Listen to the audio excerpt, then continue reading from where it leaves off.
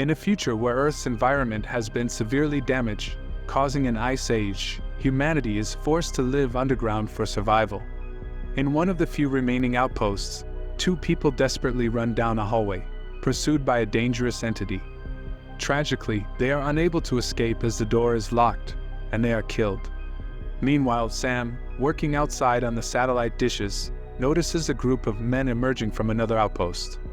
One of them, who is sick, asks for more time to recover, but Mason, believing they have already wasted enough resources, prepares to shoot him. Sam intervenes, reminding Mason that sick individuals have the choice to leave or be shot, a choice that should be respected. However, Mason disregards this and kills the sick man, justifying it as necessary for survival. Inside the outpost, it is revealed that the survivors, living in a confined space with limited resources, have become fearful of common illnesses. The last flu outbreak resulted in the deaths of 20 people in less than a week. As a result, their leader, Briggs, implemented a rule that sick individuals are placed in quarantine. If they do not recover, they are given the choice between being shot or embarking on a dangerous journey in the snow.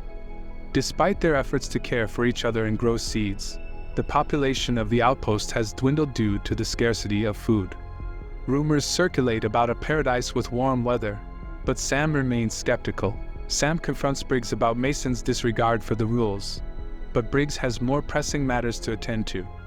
They receive an SOS message from Colony 5, but there is no response to their attempts at communication. Briggs calls for an emergency meeting while Sam informs Victor, in charge of the livestock, about the stillborn litter of rabbits. Only one female rabbit remains, and the others refuse to mate with her. Briggs reprimands Mason for his actions, but Mason defends himself, claiming that those who embark on the walk will return and take their food. Sam visits his girlfriend Kai, who believes that buried beneath the ice is weather modification technology that could potentially change their circumstances. She remains hopeful and continues to search for it using radar. During the meeting, it becomes apparent that Dexter and his wife are unwell, but they refuse to acknowledge it. Briggs announces his plan to lead a team to Colony 5 to investigate the situation. Mason protests, arguing that resources and people should not be wasted. Briggs asks Dexter to join the team, but Sam volunteers to take his place, insisting that Dexter must remain with the turbines. Graydon also volunteers, despite his father Victor's objections. With the team assembled, Briggs leaves Kai in charge until their return. Dexter's wife sneezes, prompting the immediate quarantine of the couple. Mason complains once again, suggesting they should test them and questioning Kai's leadership. Briggs scolds him and insists that any decisions regarding the sick couple will be made upon his return. In a snowstorm, a young boy walks against the wind and discovers his mother's lifeless body. Sam wakes up from a nightmare about his own mother's death, and Kai comforts him, assuring him that it was not his fault. The next day, the team embarks on their mission, enduring freezing temperatures and harsh weather conditions. They come across an abandoned city and find an old weather modification machine, but it is non-functional. They continue their journey and cautiously cross a damaged bridge. Briggs narrowly avoids falling when a section of the bridge collapses beneath him. Eventually, they stumble upon a crashed helicopter and take shelter inside for the night. Graydon, who has never seen a helicopter before, is fascinated by the discovery. Briggs contacts their outpost for an update and learns that Dexter and his wife's condition is worsening. Mason persists in his demands for testing, prompting Briggs to authorize the use of force against him if necessary. Graydon finds a magazine, which leads to some playful teasing. Briggs mentions that they are close to the spot where he found Sam, prompting Sam to share his story with Graydon. Sam recounts how his family and other survivors sought refuge in mines, but eventually ran out of supplies. His father and other men ventured into the city for help but never returned. As people in the shelter began to die, Sam attempted to lead his mother and sister to safety. Unfortunately, they became separated during a snowstorm, and Sam never saw them again. He owes his survival to Briggs, who found him. Upon reaching Colony 5, the team is alarmed to find blood outside the entrance. Inside, they discover more blood and signs of destruction. The absence of any welcoming party raises concerns, as this colony was supposed to have 50 inhabitants. Briggs arms Graydon, and they continue their search, encountering more blood and wreckage in every corridor. They begin to accept that everyone in the colony may be dead when they hear a noise coming from a locked room. Sam picks the lock, and they find a man on the ground. Initially startled, the man, named Leland, pleads for mercy. The team assures him that they are friendly, and Leland requests that they close the door before accepting food and water. He explains that he has been trapped in the room for several days and is unsure if anyone else is alive. Leland reveals that his colony received a transmission from a group claiming to have repaired a weather machine, melting the permafrost and gaining access to fertile ground. However, they require seeds. Unfortunately, the transmission was cut off before the location could be fully revealed. Leland informs them that his colony attempted to locate the warm area but encountered a dangerous entity that followed them back. Sam asks Leland to mark the location on his map, and Briggs decides to bring Leland back with them. However, Leland is too terrified to leave the room and confesses that he did not make the noise they heard. The trio gathers all the supplies they can find in the room and attempts to contact their colony, but they are unsuccessful. They decide to leave and try to bring Leland with them, but he becomes frightened and runs back inside, locking the door. The trio continues without him, and as they venture deeper into the outpost, they hear disturbing noises of banging and screaming. They eventually come across a horrifying scene, a man butchering a body surrounded by others feeding on human flesh. The butcher senses their presence and turns to attack, but Sam shoots him first.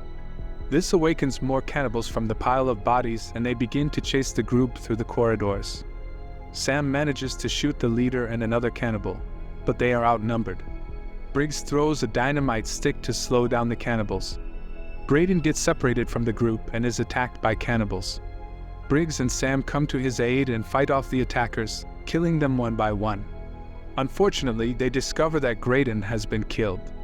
With no time to grieve, Briggs and Sam continue running. They climb the stairs and Sam shoots another cannibal, but runs out of ammo.